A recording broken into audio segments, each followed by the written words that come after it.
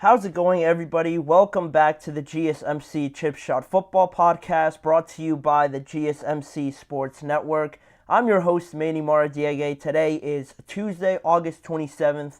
Another round of some pretty interesting NFL stories that I wanted to go through on today's show.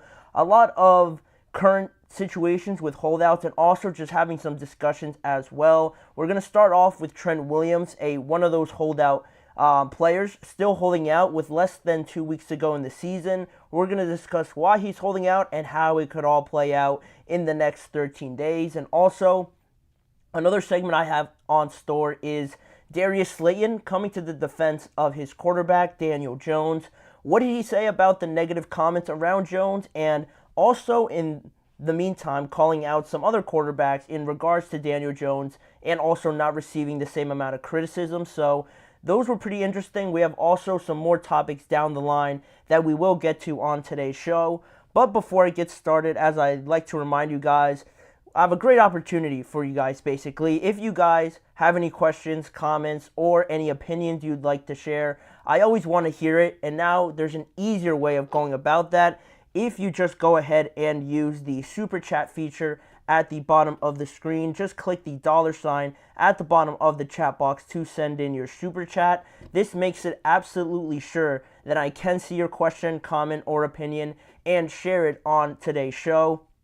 It's also a great way to keep the show more interactive, more exciting, and it's just a fantastic way to keep supporting our channel. We rely on your support to keep bringing you the sports content you love, and we appreciate every bit of it. So go ahead, let us know what you're thinking, hit the Super Chat button, and let's keep this show as interactive as possible. But if you do prefer the old method, you're still able to use the tip and donations link, gsmcpodcast.net, to tip, donate, and leave a comment or question there if you still prefer that way. But we couldn't do what we're doing with this show and this channel without your guys, and we are always so thankful that you guys are able to join in and be part of our community with whatever question, comment, or opinion you'd like to share. So go ahead and use that Super Chat feature with that $ at the bottom of the chat box. But with that now out of the way, we could start on the first topic, right? Yesterday, we got one holdout out of the way, that being CeeDee Lamb. Now he is expected to return to the Dallas Cowboys, but there is still another one, not so flashy and so just eye-popping, right, just compared to the other situations, because you have Brandon Ayuk, you have Jamar Chase, you had CeeDee Lamb, you have Dak Prescott. I feel like not a lot of people are talking about Trent Williams, and like I mentioned before, there's 13 days until the San Francisco 49ers host the New York Jets in the opening Monday Night Football game on September the 9th. And still, obviously, there's no answer yet on Brandon Ayuk. I've just come to just be okay with that. It seems like before I was very anxious to see, is this going to be the day? Is this going to be the day? But now it's just like, whatever. It seems like he's going to stay, or if he doesn't, it's lost a little bit of steam with me. But Trent Williams is one that I am interested in a lot with the 49ers, just because it has almost shifted from the Dallas Cowboys in a way where you don't know what they're going to decide on, if that makes sense. They had CeeDee Lamb and Dak Prescott, both of those options just sitting in front of them. Who was going to take the first step in extending one of their players?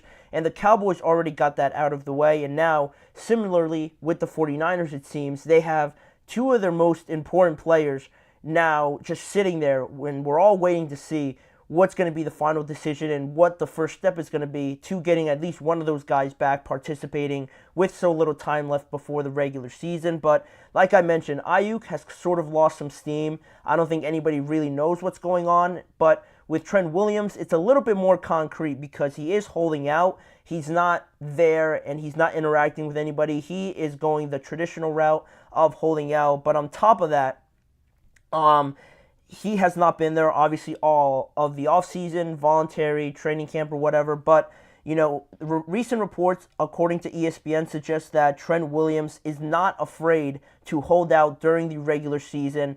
And it seems like that could be the case with so little time left heading towards the regular season. Now, anything can really happen in the next hour while I'm doing the show or over the next few days. But today was the deadline for the final 53-man roster, deadline.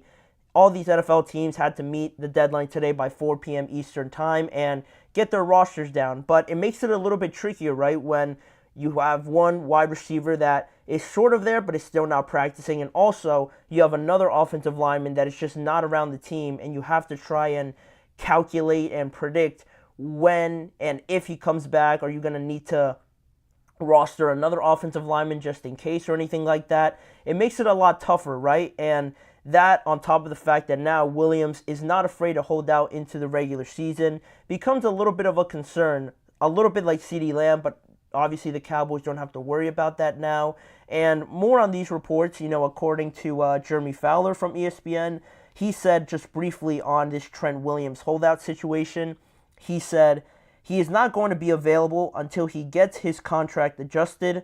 He's trying to stay away from the team and is not overly stressed to have to be out there right now. And it's not like his contract is waning down right now. Trent is still signed with the 49ers through 2026. That's not really the issue here, because Trent Williams received a 6-year, $130 million deal in 2021 with the San Francisco 49ers, and he's on a pretty decent salary, not near the top as much anymore, but, $23 million per year as a salary with this massive deal is still very well for offensive linemen in the NFL. But the issue is that with the contract and the remaining years on that contract as well, the 49ers could technically exit from his contract after this upcoming 2024 season, because his $22 million and $32 million salaries for the 2025 and 2026 year,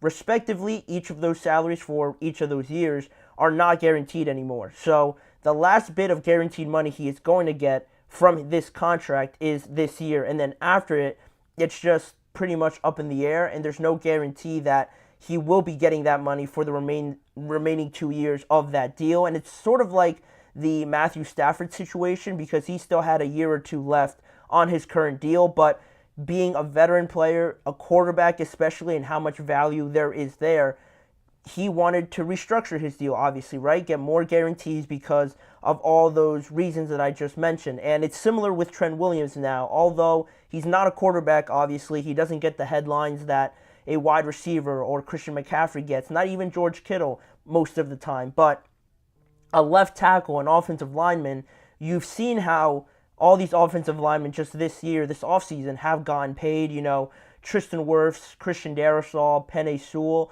they're all making close to 30 or maybe even more than that. The exact amount is escaping me, but, they're up there getting paid a pretty decent amount for offensive linemen, especially at that tackle position. So there's a lot of value there. And I always say it, with offensive linemen, you never mention Trent Williams' name ever in a game, and for good reason, right? That's exactly what you want to happen with offensive linemen, because they're doing their job. The opposing team's pass rushers not getting anywhere near the quarterback, so it's going pretty easy, pretty smooth. And Trent Williams, unless he's knocking somebody out with a killer block or something like that, or getting out in space, again, you're not mentioning his name.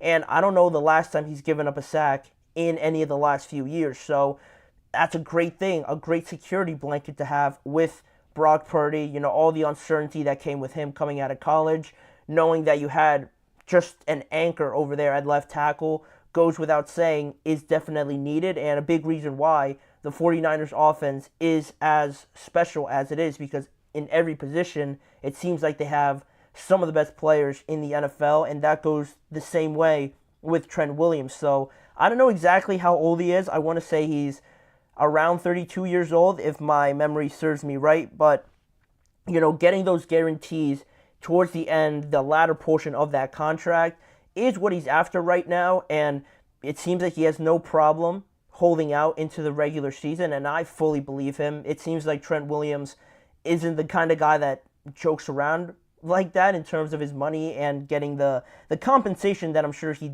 definitely feels he deserves. So That's pretty much the update on Williams. From Williams' part, Kyle Shanahan and John Lynch haven't provided anybody in the media with any updates regarding Williams or even Brandon Ayuk as well. So we are starting to ramp it up a little bit in terms of getting back into football mode. I feel like the deadline for the 53-man roster, maybe a day or two after it, once, you get to Thursday or Friday, I think you really start getting into that work week mode, right? If that makes sense, because in just a few days, just less than a week now, you're going to be in full practice mode getting ready for the actual games to begin. And not just any team coming into Levi Stadium. You have the New York Jets coming in with Rodgers, Wilson, Breece Hall, and all the talent that they're bringing in, a great defense as well. You're going to need Trent Williams out there for sure. And now, if you kind of have to decide between Ayuk and Williams on who you try to make the priority, I would go with Williams up until this point, just because with Ayuk, it seems like he could be traded. You guys have put your best foot forward to try and extend him, but even still, there are still some difficulties with that. With Williams, I think if you just meet his requirements, he'll show up the next day. And as a veteran, he might not need as many days to get ready anyway when you're talking about a work week, a practice week, or whatnot. So that, to me, would be the priority right now. And I guess it's a good thing that Hassan Reddick's probably not going to play for the Jets, or else this would have been a bigger problem. But regardless of that, the Jets' defense is still very good. One of the best defenses in the NFL last year. So having Trent Williams out there, I don't even know who the backup is going to be, but it's a world of difference when you have the all-pro, multi-time Pro Bowler out there, surefire Hall of Famer, guarding your blind side of your quarterback than somebody else doing it. So the 49ers should get that done. This week is probably the most crucial time to do it before you get into a full practice week, but we'll see what they do with that and how it affects Brandon Ayuk as well. So we're going to leave that topic there, and we're going to head to our first break of the show. But when we return, we're going to touch some more on the New York Giants. A lot of negativity heading towards Daniel Jones, but his wide receiver, Darius Slayton, has come to his defense, and not only defending him, but sort of calling out other quarterbacks around the NFL and why they also don't get the same amount of heat that Daniel Jones does while producing the same sort of stats as he does, if that makes sense. So we're going to get into that topic plus much more later on in the show. But for right now, we're going to head to a quick break. You're listening to the GSMC Chip Shot Football Podcast.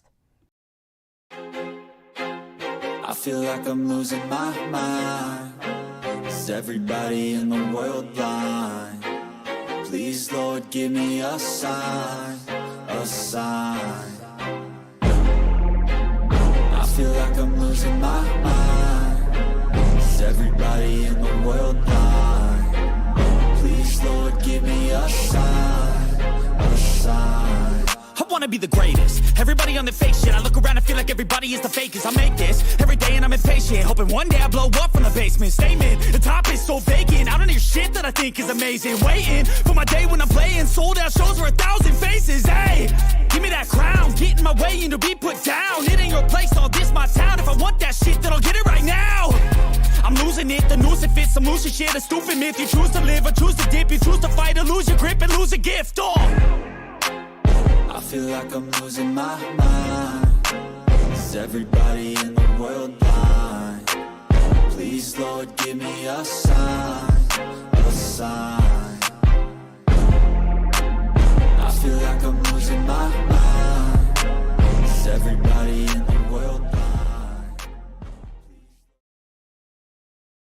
Back here on the show, and we're getting more into the New York Giants in today's segment, in the second segment of today's show, just because I thought this was pretty interesting and a pretty unique situation with Darius Slayton in regards to his quarterback Daniel Jones, and I'll explain more on that after I give a bit of context with you guys on this situation, right? If you haven't been keeping up with the preseason, the first start for Daniel Jones in 2024 in preseason didn't go so great. Obviously, he threw a couple interceptions. He threw that pick six on a very bad decision that he made, throwing it across his body, sort of going to the ground and just throwing a gimme to the Houston Texans safety, Jalen Petrie. But regardless of that, you can sort of cut him some slack just because he has been coming back from that ACL injury, and that was his full, game-like environment that he was coming back to. But you can't cut him too much, obviously, because Daniel Jones, this is sort of starting to become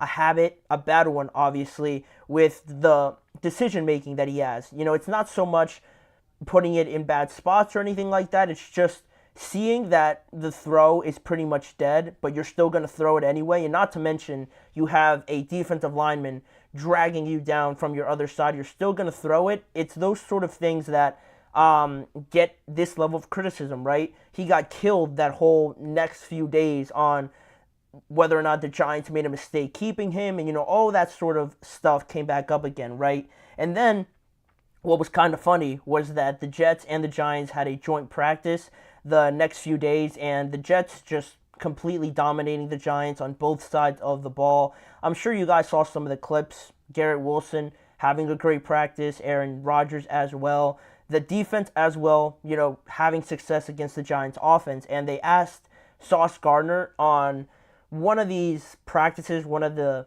media availabilities after one of the practices, and they simply just asked them about Daniel Jones. And, he sort of stuttered, had a couple just pauses in what he was going to say, really thinking about not getting himself in trouble. And all he said was that Daniel Jones was a good quarterback. And, that kind of picked up some steam, and everybody ran with the joke, obviously, knowing that he didn't want to say anything that would get him in trouble, which was pretty funny the way he handled it. But now, with that carrying on over the next few days, it got to Darius Slayton, and he sort of gave his opinion on all the people poking fun of Daniel Jones and this negative narrative around Daniel Jones recently, and his thoughts on it. Basically, one of the first things he said, one of the first statements that he made was that it's easy to say negative things once there's a negative narrative around a person, but it doesn't always make it, well, in this case, it doesn't make it true, nor does he,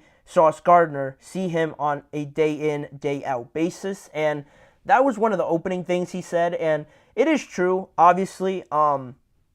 As the wide receiver to Daniel Jones, you're not going to go out there and also bash him. You're going to come to the defense of your quarterback, and he is right.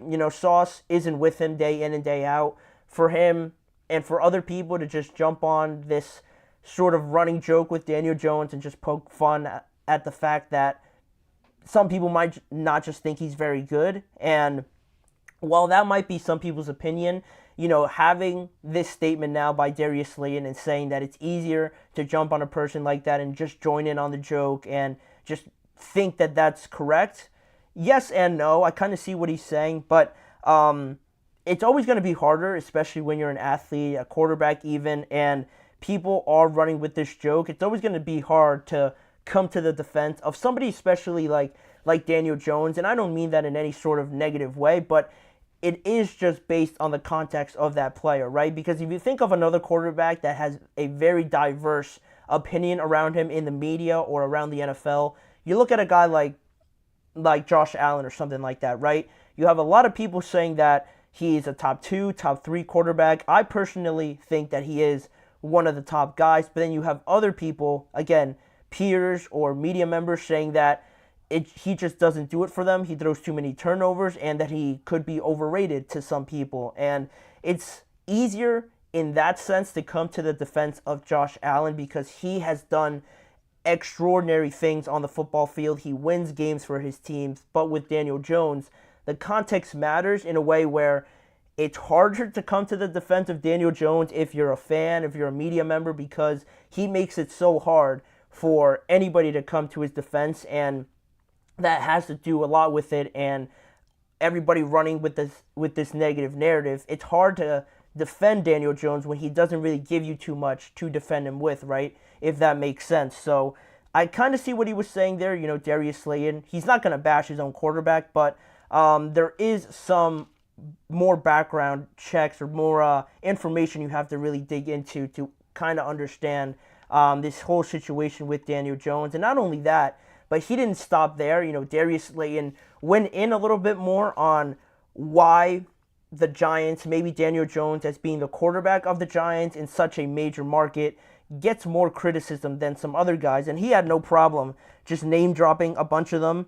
In this statement, he said, I think because we play in primetime a lot, we're media covered a lot. We're the Giants. If we were the Jags, like, you don't hear anybody say anything about Trevor Lawrence or Justin Herbert for that matter. Matter of fact, if you ask most people about Justin Herbert, they'd probably tell you that he's a top 5 quarterback, but under what logic? And he says that people just usually gravitate towards the size, the big arm of some of these quarterbacks, and, people don't really take into account the processing part of it all. And, you don't really see receivers or anybody, coming to the defense of their quarterback. That's typical, but to name drop, Trevor Lawrence, Justin Herbert, and say, like, in a way, alluding to the fact that they don't deserve almost to be held to a higher standard than Daniel Jones, because, one, they play in a lesser market in Jacksonville and in Los Angeles, the market around the Chargers especially, but just based on playing and the production, it's hard to disagree with Darius Slayton a little bit, because I brought it up on here before, right? We've talked about Trevor Lawrence and some of the skepticism that I have with him. Not so much that I would hold him to the same regard as Daniel Jones. I think that's where Darius Slayton loses me a little bit. But in terms of, we've talked about it, getting that $55 million contract. Yes, it's the market, and it is how the market, controls a lot of these contract extensions that happen. But I was still a little hesitant just because you look at what Trevor's done and you look at who's making that type of money.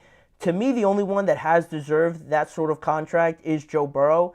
He's gone out there, beaten Patrick Mahomes, gone to a Super Bowl, just been a serial winner throughout his time in the NFL, whereas Trevor Lawrence, bad year with Urban Meyer, came back, got better, especially under Doug Peterson, but still they had that debacle a year or two ago where, or I think it was just last year actually, where they just collapsed towards the end of the year, missed the playoffs, and Trevor, much like the rest of the offense, it's not just on him, but didn't play very well. And once you do get into the playoffs, that one year that they did make it, they had that great comeback, funny enough, against Justin Herbert, so that doesn't paint him in any better of a light than it does with a guy like Daniel Jones. He had that playoff comeback, then he ended up losing to the Chiefs, I want to say, so a very limited amount of success to really think that, Trevor or Justin are miles ahead of Daniel Jones, where you look at some of the comparisons just between all three of those guys specifically. You look at Justin Herbert, 0-1 in the playoffs.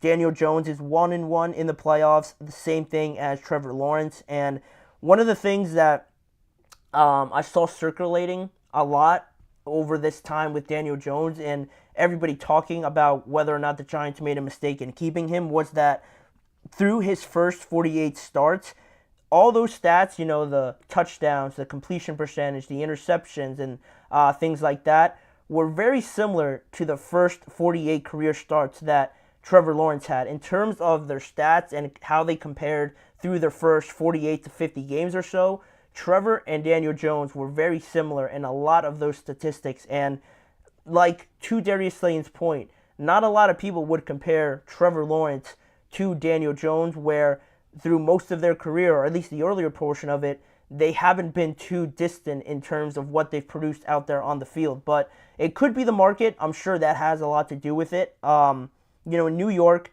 there's a lot more spotlight. There's a lot more just news and people talking about you each and every day. And it is harder. I truly believe it is harder to play in some of these markets like Los Angeles, New York, Chicago, or anything like that. Dallas, I guess, like in football. But I think that can only go so far, really, in terms of using it as a reason as to why Daniel Jones just gets more criticism. And yes, maybe Jacksonville, Los Angeles with the Chargers isn't in the same boat, but really what I just came to a final decision on was that with Trevor and with Justin, their highs, even though they do have some pretty bad moments throughout their career, maybe they haven't taken that next step, but the moments of brilliance, their highs, more so than not, are a lot higher and a lot more beneficial than that of Daniel Jones, right? In the grand scheme of things, yes, it might be a little bit similar when you're talking about playoff record and all-time stats and things like that, stats through their first 4 years. It's similar to Daniel Jones, but really, they're just not showing the same level of highs, like I said, and also the same level of lows. I think Daniel Jones's lows and his mishaps and just mistakes happen a lot more often than that of Trevor and Justin Herbert. And not only that, Justin and Trevor sort of offset it with having some pretty great performances, having game-winning drives, being the reasons why their team wins, and just showing a lot more good than a lot of their bads, right? But with Daniel Jones, you don't really get that same compensation because it's hard with not just him, but obviously the makeup of the team and the lack of offensive line protection and things like that. That all goes into it. But just him, he doesn't produce enough points, touchdowns, or just ability on a week-to-week basis to kind of offset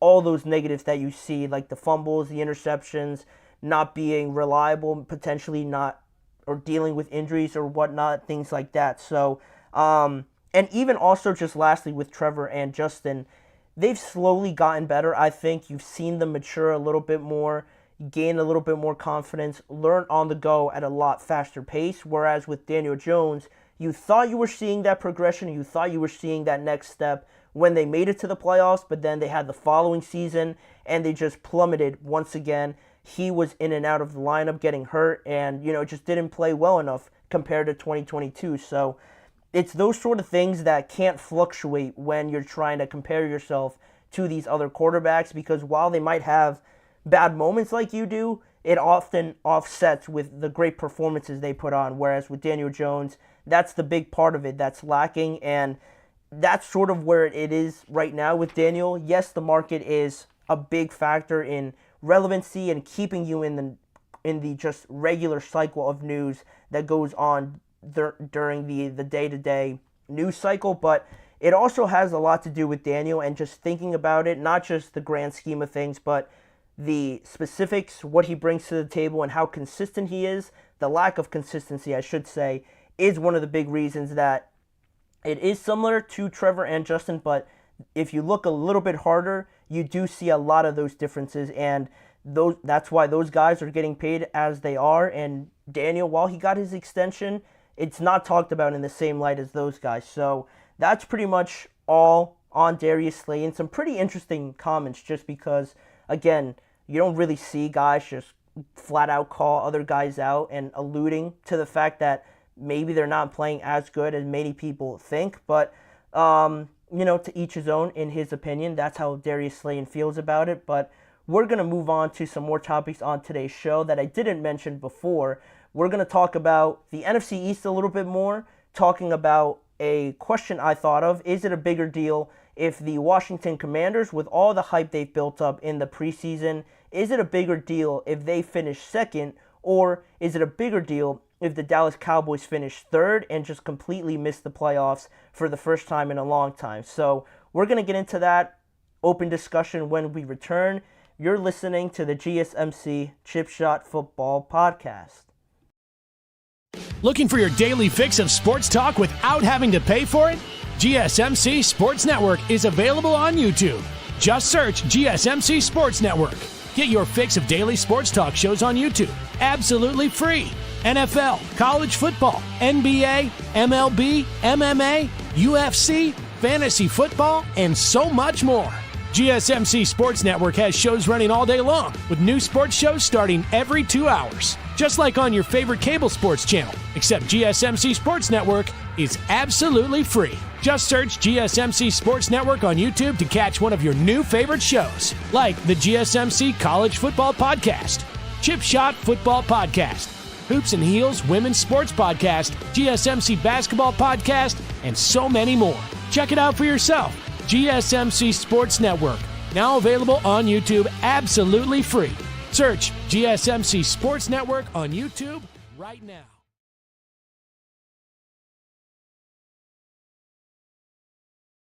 Welcome back to the GSMC Chip Shot Football Podcast. To dive right into our next segment, more of just a question I thought of over the course of this week with how everything seemed to be playing out in a negative light for the Dallas Cowboys after, again, they finally got that extension for CeeDee Lamb, so it got a little bit better, but I still wanted to pose the question just because I thought it was interesting on how it seems like both of these teams, the Commanders and the Cowboys, were heading in two different directions, but now the Cowboys have started to get things under wraps a little bit with the news of CeeDee Lamb getting extended. But just to give some more context on this situation, on this question, talking about the NFC East and winning it doesn't seem to be a given, at least for consecutive championships to happen, at least in recent memory, just because if you think back to the NFC, one of the biggest things that pops out, they always mention it each and every year right at the start, that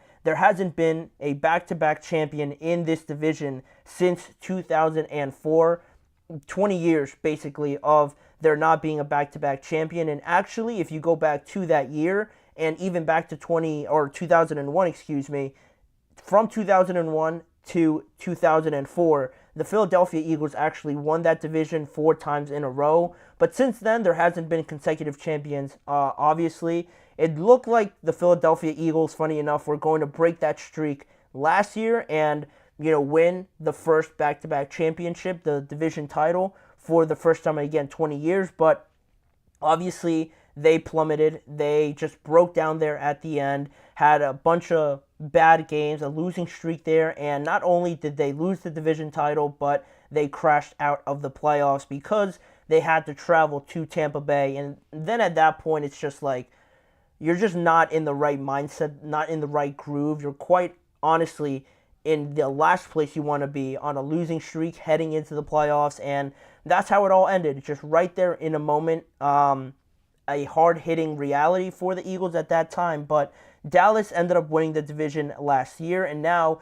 it looks like we're not going to get repeat champions again. It looks like Philadelphia is in the perfect state right now with their defense getting better, adding Saquon Barkley, obviously, and not to mention Jahan Dotson and whatnot. Their two new coordinators, I should say, coming in Kellen Moore and Vic Fangio. It looks like they're in the perfect position now to reclaim that title. But with all that and with what Dallas was going through, I had a pretty negative connotation towards the Cowboys just because it didn't look like it was going great up until that moment. But now CeeDee Lamb is going to be there. It's obviously going to change a lot of things on that offense for Dak, for Mike McCarthy to game plan and try to get CeeDee the ball as much as possible. But when you look at this division, and while the Eagles might be the favorite, I think even still with Dallas getting CeeDee Lamb back, it might not be such a given that they are going to finish in second place. So much so that, the Washington Commanders have really been making a name for themselves over just the course of this offseason. It started back when they ended up hiring Dan Quinn, not only bringing in a capable, very well-renowned coach, I think, just based on the work he did in Dallas, but you sort of made the opposition a little bit worse, right, in Dallas and taking away their defensive coordinator. And while they still have great players, Mike Zimmer came in there as well, I feel like they had a better, more personal connection with Dan Quinn, and now taking him away, I feel like that's going to affect them more so than a lot of people really believe at this point in time. But also, with Dan Quinn coming in, you get a new general manager as well. I'm forgetting his name, but he came over from the 49ers, and also a new owner in Josh Harris also coming in for the Commanders, really trying to turn the page on everything that went on with the old Commanders, their previous owner Dan Snyder and things like that. Just trying to forget all of that and now starting a new chapter with these three guys. And also just continuing on that trend in the offseason, I believe that they were one of the better teams to not only get better with a few players here or there, but also just the mentality that they attacked the offseason with spoke a lot to me and how serious to sort of take the Commanders in 2024, because they went out and improved a lot of different positions, right? Because they brought in Austin Eckler, Tyler Biadasz from the Cowboys, Nick Allegretti, the offensive lineman for the Chiefs formerly.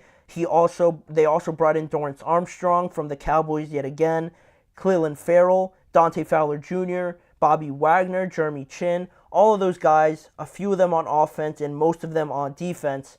It really spoke a lot to me because those are all capable level starters and they're all probably going to start for the Washington Commanders, and it's a huge upgrade nonetheless, especially on the defensive side of the ball. And not only that, it's all about Jaden Daniels, right? It seems like they finally got the guy there, and the guy meaning, the guy since Robert Griffin III. They haven't had a quarterback to bring that sort of excitement, I believe, and even though they had Kirk Cousins there and have had some success with him, this is just a little bit of a different level, right? When you draft a guy and he looks so well prepared, so polished in the preseason, and everybody raves about him in practice and whatnot, it's just a different level, right? When you have a guy like that, knowing that you made a great decision in drafting potentially the next face of this organization for the next 9 to 10 years or something like that. It's all about Jaden Daniels, and while roster to roster, position by position, it might not be still comparable to, say, Philadelphia. It's just a lot better than what the Commanders were dealing with. And now you look at this comparison and you bring up this question, which one would be more surprising, knowing that what we know about both of these rosters, the Commanders and everything that I just laid out about them, and the Cowboys, CeeDee Lamb is back, but what does it mean for Dak Prescott? What's their running back situation going to be? I know that Dalvin Cook flew into Dallas and met with the team yesterday, so are they going to add him? Does that really change anything with that running back room? And also the receivers outside of CeeDee Lamb. Is Brandon Cooks still willing to provide wide receiver 3, wide receiver 2 numbers, sort of, based on the year that he had last year? And then after that, it gets a little bit thin at that position. And also on the defense, they lost a few guys that joined the Washington Commanders, and on top of that, you're dealing with the loss of Deron Bland for the first 4 to 5 weeks of the regular season. So yes, it is better that CeeDee Lamb came back, obviously, but you're still dealing with a lot of potential hiccups and hurdles that could affect the Dallas Cowboys more so this year than I think in previous years. While they haven't been perfect by any means, or their rosters have seemed very good and very well put together, they're always seemed to have something pop up towards the end of the year, obviously with the playoffs and whatnot. And now you can only imagine, with there being roster questions, what's that going to do to their record, and are they just going to plummet per se? And that's where the question came up of which one would be more shocking, the Commanders just surprising everybody and finishing second, or the Dallas Cowboys finishing third to the Commanders and the Philadelphia Eagles, and maybe missing the playoffs all in all because of how competitive the NFC East, or not the NFC, well, the NFC East definitely, but the entire NFC conference, how competitive it has been.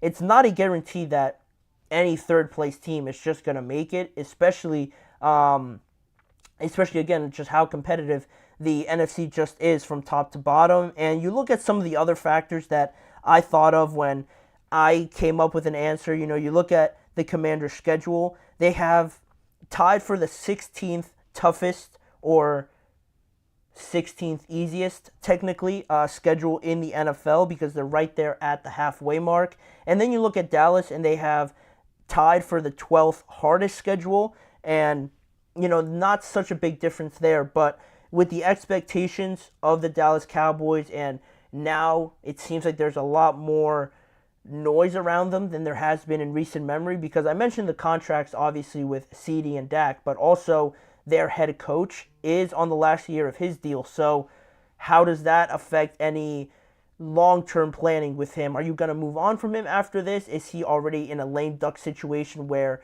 you can't really win a Super Bowl knowing that as a coach? So with all those being a factor in this situation, which one would be more shocking? And while I wanted to give it to the Washington Commanders because that would be awesome, I think, having that quick of a success, that quick of a turnaround with Jaden Daniels, I had to go with the Cowboys, especially if they miss the playoffs, just because nobody wants to hear those excuses, obviously, right? Nobody wants to hear, or feel sorry for the Cowboys for dealing with roster issues, not being able to sign anybody in free agency, or not having enough cap space to sign CD, sign Dak before the regular season. No one's trying to hear that because they've had their moments of having everybody under contract and having great teams, and they still fell short. Those expectations aren't really going to waver, especially with how much the Cowboys are talked about in the media and how much everybody honestly just loves talking about them, good or bad. If you're preying on their downfall or if you're an actual fan, they're always going to be in the spotlight, and having them be a success or having them struggle still earns a lot of ratings everywhere. So because of those expectations, because everybody still probably thinks that they're going to finish second or even at least make the playoffs, it would be more of a surprise to have them finish third, especially to the Commanders, because that would be such a quick turnaround. And even so, their rosters aren't too different. I know I just sort of bashed on the Cowboys roster, but for the Commanders to get everything together, it would be very fortunate, one, to have everybody on the same page very quickly enough to be second in playoff contention in the first year with a rookie quarterback. That all is very hard to do and very unlikely, but the Cowboys just don't really have enough to convince me at this day and age. And if you think about it historically, they've been knocking at the door, hanging around the rim for some time now. The last time that the Cowboys failed to finish first or second in the NFC East was back in 2019, where they finished 8-8. And you look at that season and how they finished 8-8, I think there is a good possibility that they're right around a 500 team with the kind of situations that they have going into 2024 and dealing with everything. And they're not going to finish first. There's no way they finish first. So if they finish second, it's still, I think some people would even think that's a major disappointment. So finishing third and still having a chance for the playoffs would be just breaking news everywhere for them to be in that situation. And then, everything's going to be brought up again, how Jerry Jones mishandled this entire situation, how you can't expect to win with a quarterback on the last year of his deal, a head coach on the last year of his deal. All of that is going to circle through national news every time that this is brought up. So with that and so much attention on the Cowboys, it has to be the Cowboys in this situation finishing third, being more shocking than the Commanders finishing second. And also, just lastly on the Commanders, again, with everything that they have to, get together at the same time to have this amount of success, they really have nothing to lose because nobody really thinks that they're going to do it right away and have it click instantly. So the fact that they're playing with house money and the Cowboys still are trying to recover from how they crashed out of the playoffs last year, it's almost a no-brainer, at least for me, in this scenario, whether it would be more surprising that the Cowboys finish third or the Commanders finish second. I went with the Cowboys, and for all those reasons that I mentioned. So leave your guys' thoughts, leave your guys' opinions, comments on what I said, on the question at hand.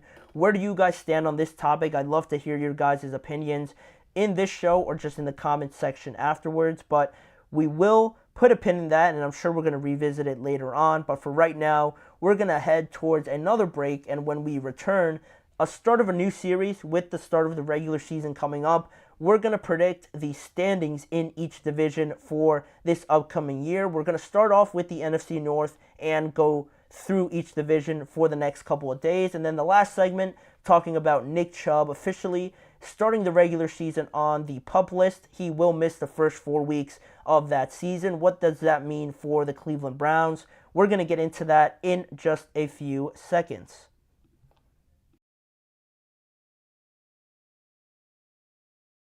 For the best and latest podcasts available anywhere, go to the podcast app on your cell phone and type in GSMC to access free content-rich podcasts on health and wellness, book reviews, sports, entertainment, relationships, social media, movies, technology, finance, and even weird news. Subscribe and download the GSMC Podcast Network's family of shows, available everywhere podcasts are found.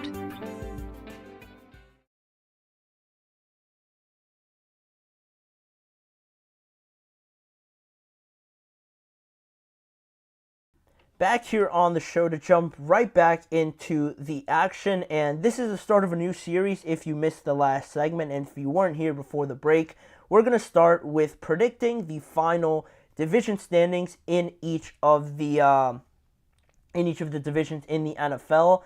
That says the NFC East. I meant it to say the NFC North. I was thinking ahead to tomorrow's segment, but regardless, I have all the predictions for the NFC North in today's show. We're going to go through them and why I believe they're going to finish the way that they do, and we're going to go through each division as we go on towards the next 7 to 8 days leading up to the start of the regular season, and also bringing coverage on previews and also giving some award predictions beginning of the season on MVPs, Offensive Player of the Year. You guys know the drill. All that sort of stuff is coming up, but starting off with this trend of doing these predictions, we're going to start off with the NFC North and predicting some of the final predictions in these divisions. So starting off with the team I think is going to finish last in this division, I have the Minnesota Vikings. The Minnesota Vikings will come in last, unfortunately, this year for the NFC North. And I say unfortunately just because, the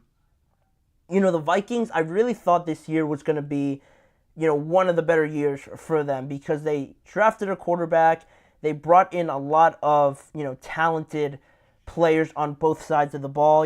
Dallas Turner, drafting him, Jonathan Grenard in free agency, signing Stephon Gilmore, and adding guys like Blake Cashman and Alex Van Ginkel, and all that sort of additions to the defensive side of the ball where it was one of their weaker points. And on Stephon Gilmore specifically, defensive back was the main position that was very much lacking, but they bring him in, a great addition. But now it just seems like the injury to JJ, and not just like he was going to ultimately start, without question, but I think there was that bit of excitement there, that like untapped potential there with JJ, that he could come in, change the course of how a season's going, just because best case scenario, that is what happens with rookie quarterbacks like a Patrick or a Justin Herbert coming in unexpectedly. They change the course of some of these teams, but unfortunately we're not going to be able to see it. And now Sam Darnold will be the starter, and in all honesty, I feel like Sam is going to have to be better than last year in the quarterback situations they were dealing with Josh Downs, Nick Mullins, and I'm pretty sure there was somebody else in there, but I feel like by default, Sam is just going to be better. There's no doubt to me that it is going to be a better quarterback situation, especially after Kirk went down and having to cycle through a couple of quarterbacks last year. And the fact that they were close to the playoffs says a lot about this team and the amount of talent that they have. So Sam is going to be better, but still, when you compare him to all the other quarterbacks like Jared Goff, Caleb Williams, Jordan Love, he is probably the least talented, or at least the least successful out of all those guys. You don't talk about Sam Darnold in the same way that you talk about Caleb, Jared, and Jordan Love, right? And Caleb, even as a rookie quarterback, there is just that different level of just aura, as people say nowadays, right?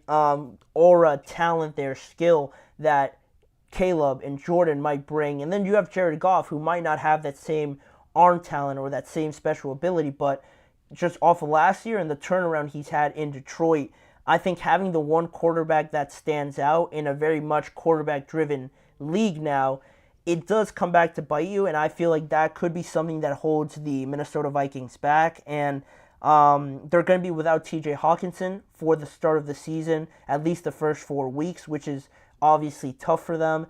And they have a tough period right at the beginning where you might not have TJ Hawkinson. From week 2 to week 7, they play the 49ers, the Texans, the Packers, the Jets, the Lions, and the Rams in that 6 to 5 week span. So it could get off to a pretty rough start for them, and I just feel like they don't have enough at the quarterback position to keep up with the rest of the division. So to me, they're going to finish last. And then at the third spot, I have the Chicago Bears. I kind of wanted to put them higher, but for the other two teams obviously remaining, I just couldn't get myself to do it, especially because they're very young. Yes, it's exciting. Yes, you bring in Keenan Allen. You have DJ Moore, you draft Rome Odunze, and Caleb obviously being this generational type of quarterback. It's exciting, but it still doesn't change the fact that this is still the beginning of hopefully a long journey with the Cowboys and trying to be a contender for the next whatever window, Super Bowl window, whatever you want to call it, with Caleb Williams, because I think he's going to be great. He's going to do great things for the Bears. He's not like anything that the Bears have ever had in their organization, honestly, but the fact that it is still the beginning of this journey doesn't change with how good you set it up. Yeah, it's going to help a lot in developing it, but you can't skip steps in building a contending team. Not everybody can be the Houston Texans, right? Everybody wants to be, and you think Caleb can be as talented as CJ Stroud, but that's a high bar to live up to, and the AFC South is just not as hard, I believe, as the NFC North. So, at least last year it wasn't. So, with Caleb now coming in, I feel like there's going to be those growing pains, there's going to be those learning curves, and I just feel like the Lions and the Packers are a little bit further ahead, or a lot further ahead in being contenders than the Chicago Bears are at this moment. And, you know, their defense is going to keep them in a lot of games. They're very underrated. They have a lot of good players.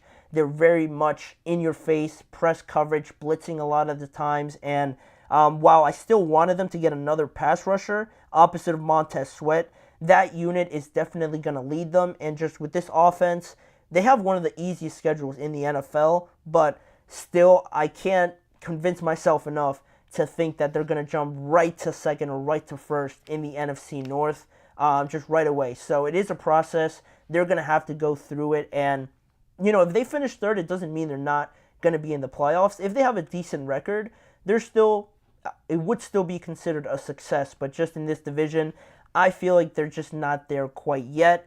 And then obviously the last two, very hard to make a distinction between them, but I am going with it. I am putting my chips on the line for the Green Bay Packers, and I'm going to get to them obviously after this. But the Detroit Lions, very close with the Packers. They obviously are the reigning divisional champions in the NFC North. But I'm looking at this team, and I loved how they addressed the defensive back position with Terrion Arnold, Carlton Davis, Ennis Rakestraw. They did lose C.J. Gardner-Johnson, which is a pretty big blow because of what he brought turnover-wise and just splash plays with him. But, you know, it still got better overall as a unit. As a secondary, they got better, adding better corners to this team, getting younger. On the offensive side of the ball, you have a guy like Jameson Williams, who everybody is waiting to see him break out. And it seems like this year could be the year, just based off of the fact that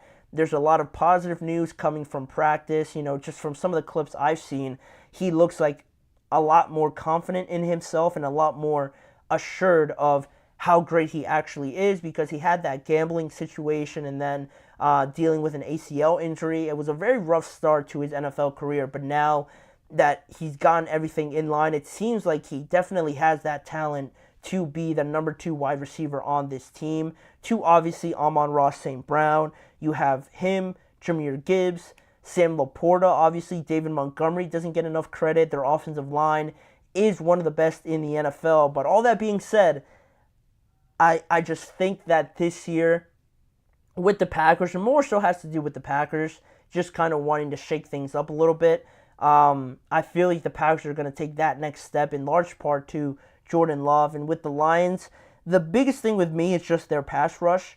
Aiden Hutchinson is a monster, but more so you get more people obviously drawing the coverage to his side. And I just need somebody else on that team, one other guy, to get double-digit sacks, or at least close to it, because Aiden Hutchinson was the only one to get double-digit sacks last year, and the next highest one after that was at 5 sacks. So that's just not going to do it, at least for me, to really be a division winner. You know, they're good. They're going to be a great team, but that's one thing in a critical position in how I would build a contending team that I can't just look over. So to me, the Lions will finish second. Going to have a good year, but not as good as the Green Bay Packers, I believe. I'm fully buying in to the Jordan Love sweepstakes. Everybody, I feel like early MVP votes, early just award predictions, kind of giving my hand away a little bit here, but being in those MVP talks, I think is a real serious thing. And the way that this team is built up with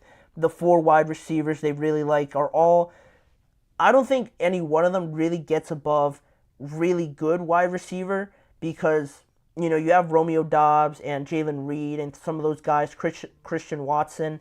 They all get to about a level of really good wide receiver, but none of them, I think, are elite top 3, top 2 wide receivers because they're just not to the level yet of a Justin Jefferson or a Tyreek Hill, right? No one's talking about them like that. But the fact that they have 4 of these guys that are average, good, or really good, I think that's something that a lot of teams are going to have problems trying to game plan around. You don't know who's going to get the ball, and Jordan Love does a great job in this scheme, paired up with Matt LaFleur, that it is just hard to, one, game plan against the scheme, but knowing that you have so many options for Jordan Love to go to is just a nightmare. And also, they added a guy like Josh Jacobs. A.J. Dillon is still there. They really like this rookie running back, Marshawn Lloyd, out of USC. So you have a lot of options there to use to your disposal. And last year, basically, it just all revolves around Jordan Love. He broke out in a major way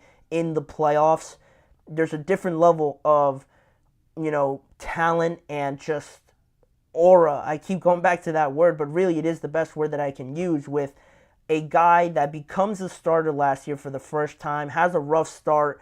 They completely flip it around the second half of the year, and he walks right into Dallas, steps on that star, and just completely takes the air out of everybody in that stadium. And then he almost beats the 49ers as well. So that's the sort of different level performances in the playoffs that distinguishes guys in the playoffs and in the biggest moments. And I think Jordan Love showed that he has that sort of attitude, that sort of character with being the starting quarterback. And I just feel like I am buying into this. I'm buying into all the hype that I've been hearing about it, just watching it as well last year.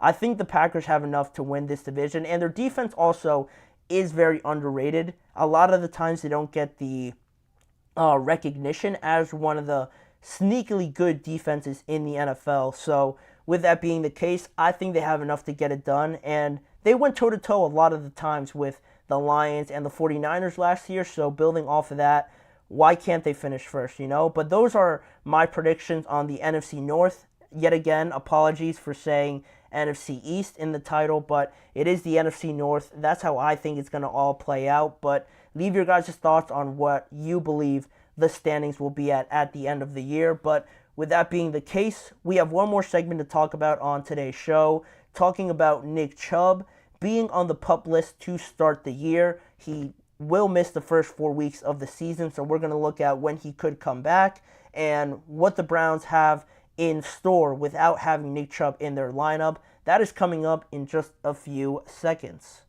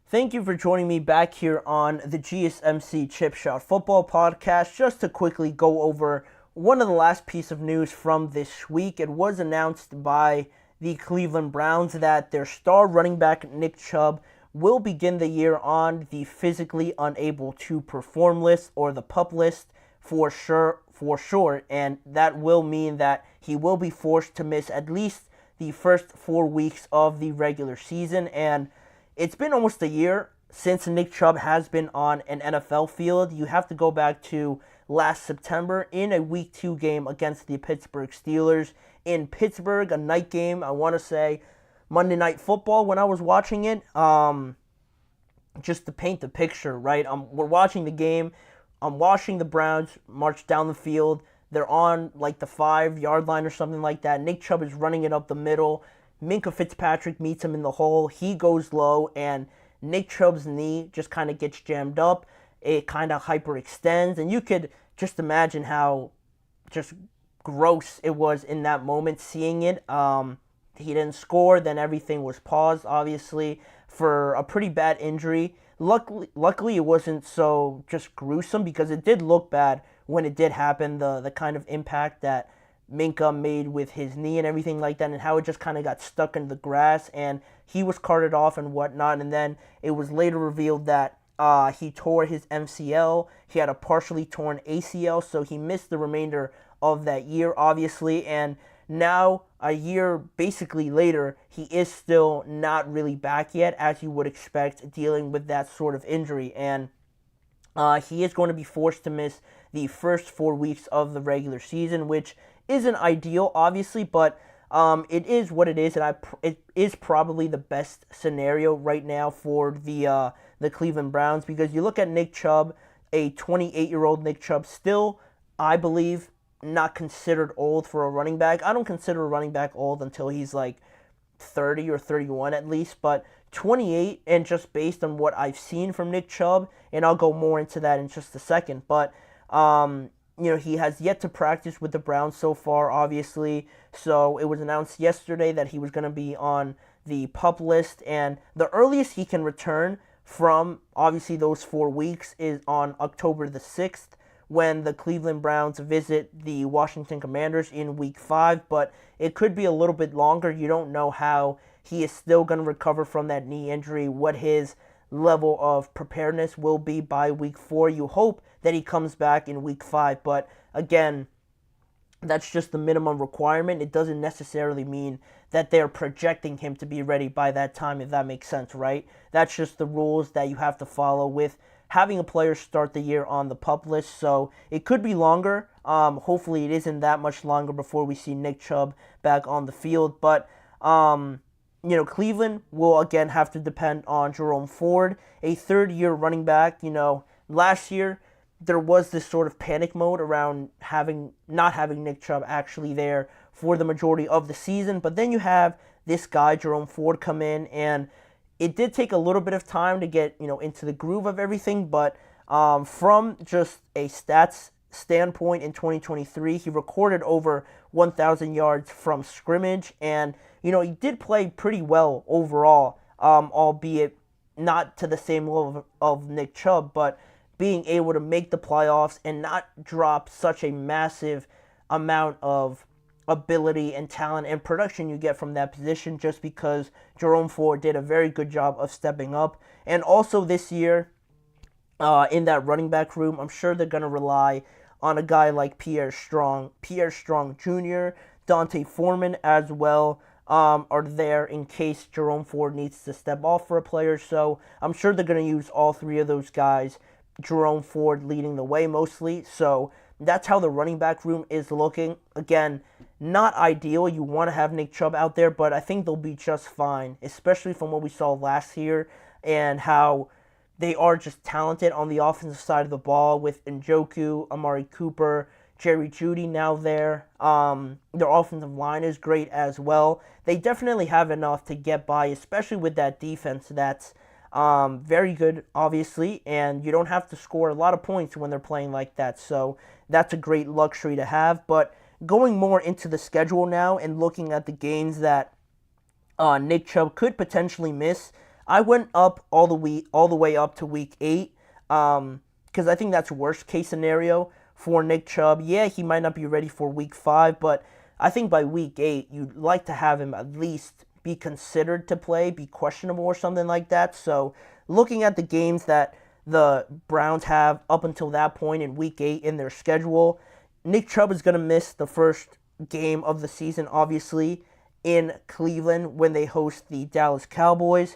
Then in week 2, they play at the Jacksonville Jaguars. Then in week 3, they play the New York Giants at home. Then week 4, the last game that he is supposed to miss, they're at the Las Vegas Raiders. And then, like we mentioned, in week 5, they do play the Washington Commanders. And that's where I'll go up until now. And you look at the games that he is supposed to miss in weeks 1 through 4. You look at the Dallas game, that could go either way. I might still give it to the Cleveland Browns just because I'm not so sure about the Cowboys. So playing in hostile environment right off the bat, I think that could be a win for the Browns. And also week 2, the Jaguars are still a good team. You know, they started off the year hot last year at the beginning of it. They were they were the number 1 team for a good amount of weeks to start the year last year in Jacksonville. It's another one that could go either way, honestly. The big thing with the Browns to me is Deshaun Watson and how well he is playing or how bad he's playing for the Browns. But I'd like to think this is a win for the Browns just because, again, I like their team a little bit better than the Jaguars. So we're going to go with a win there. Then the Giants, it's going to be a win in Cleveland. That's enough of that. Then week 4 at the Las Vegas Raiders. Again, it's another game where I feel like the Browns can win because the Raiders, while it is in Las Vegas, they are at home. You know, Gardner Minshew, what is that situation going to look like? Is their offense going to be running at a consistent level that is at least good enough to compete with the Cleveland Browns? I'm not so sure about it. I feel like that could be another win. And then at Washington, it could be a little bit tougher. I think Washington could come out with that just because they can't start off 5-0 right off the bat. Yeah, it could go either way, but the Commanders, I feel like they could get that one, especially if Jaden Daniels plays to the level that we all expect him to. That could be a win for the Commanders. And then you get into the next weeks where not only Nick Chubb could come back, it is likely that he comes back, but they're going to need him to come back just because in week 6, if he's not ready for the Commanders, week 6 they're at Philadelphia, and that's a game that they could very well lose if they don't have the services of Nick Chubb with how good I think the Eagles are going to be. That could be a loss, and then you host the Cincinnati Bengals after that, and these division games are as much of a 50-50, especially in the AFC North, as you can have. So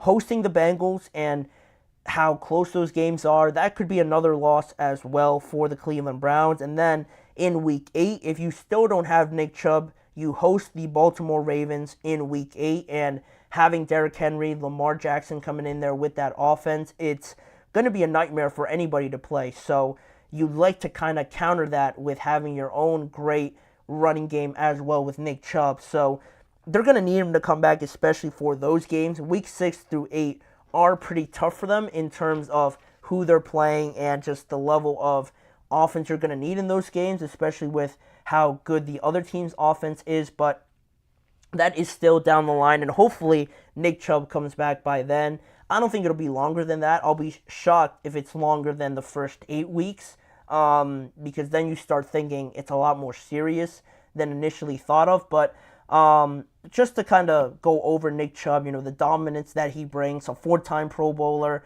over 1,000 rushing yards in the last 4 seasons in a row from 2019 to 2022. Obviously, last year he got hurt.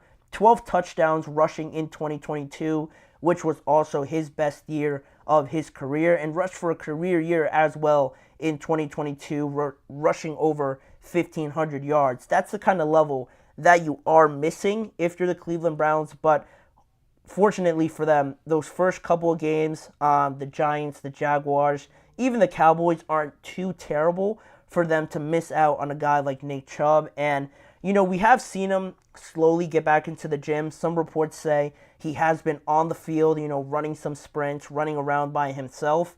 And obviously, it's still a long way to go from football shape, but it is encouraging for Nick Chubb to come back as soon as possible. Probably, I would say by week 6, we should be seeing Nick Chubb back for the Cleveland Browns. You don't want to rush him, right? But there are some tough games in there that you want to have him back for, obviously. So, Jerome Ford played better than most people thought. They have a solid offensive line. I think they're going to do just fine. If anything, the question is going to be Deshaun Watson because of just obviously not having Nick Chubb, but if Deshaun's not playing at the level that you are paying him to play at, you're going to have even bigger problems on your hands than just when Nick Chubb's going to come back. So that's pretty much it. That's the update on Nick Chubb. We won't see him for the first month of the season, but hopefully for Chubb and the Browns, he comes back rather quickly. But that'll pretty much wrap it up on today's show. Thank you guys for hanging around for this last hour on the GSMC Chip Shot Football Podcast. Please remember to like, follow, and subscribe to the show, as well as checking out both YouTube channels, the GSMC Podcast and the GSMC Sports Network channels on YouTube, to catch more content around this show in a variety of different forms on both of those channels. And also, please remember to follow the network on all forms of social media, and to catch more live episodes, check out both channels each weekday at 6:30 p.m. Eastern Time for more NFL storylines, discussions, and covering everything there is to cover around football with me, Manny Maradiaga, as your host. Thanking you for joining me, and I hope to see you back here again with me tomorrow.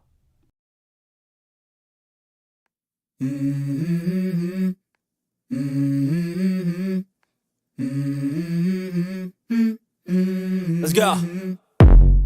I wake up to a little bit of drool on my pillow, feel like it's gonna be a bad day. Yeah, I'm tired of shit, and the coffee ain't hit yet, damn, ain't that great.